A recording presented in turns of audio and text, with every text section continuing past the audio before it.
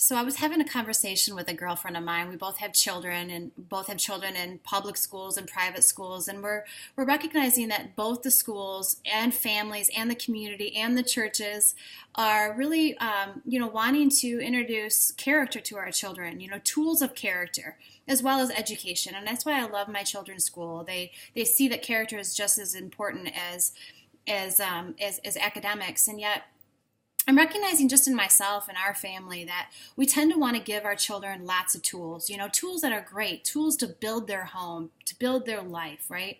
These tools. And so I started to think this morning about that word tools and how often I'm giving my children these tools that we hear, whether you're in the schools, whether you're in the homes, whether you're in the community, or whether you're in church, we often hear the word tools and offering our children tools.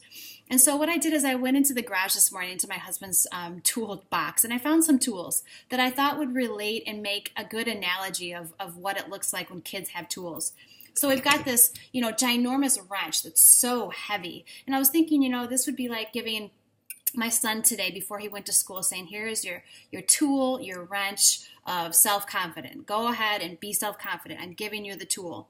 And then you've got your paintbrush, and I give this to my daughter. I said, here's another tool. Now go and know your worth. Have a self-worth inside you. Here's your tool for that.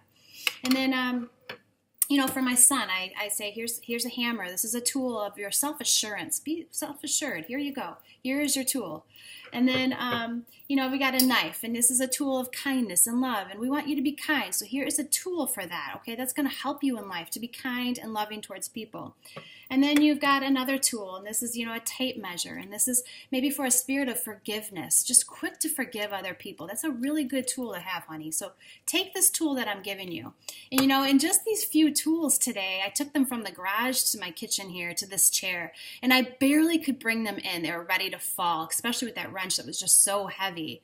And, I sat there for a minute and thought about that with our own children, how we tend to, at least myself, I tend to give them all these tools, and they're receiving them and they're taking them, but their hands are preoccupied. They're holding on to these tools, barely being able to even walk with all these tools, let alone build anything, right? We're telling them to go build a life with these tools, but their hands are holding these tools.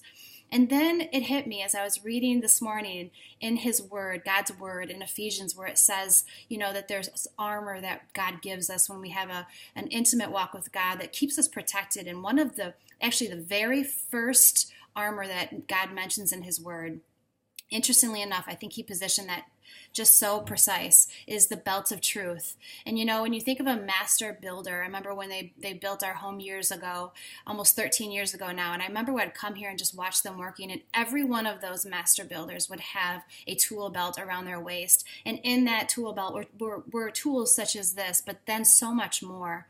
And the better the builder, the better that belt. That's where the master builder put a lot of their money, was in the belt. And it was so that they could use both of their hands to build, but yet have all the necessary tools always wrapped around their waist in arm's length for them to be able to use. And I'm recognizing in my own family, in my own life, that oftentimes I put the cart in front of the horse.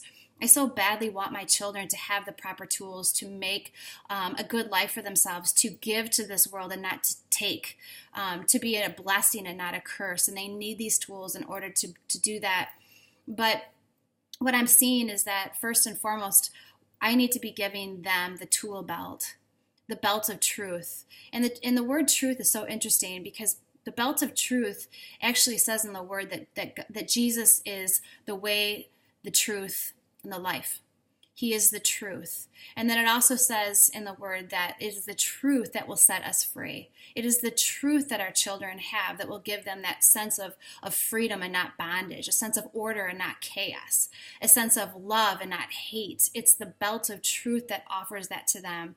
And then when we can give them this belt of truth, and they wear it and they tighten it and they fasten it, and we send them off into this world, all of these tools that I just showed become a natural byproduct of them first and foremost being given the belt of truth, so that they have their hands to build this beautiful life that we so desperately want them to have.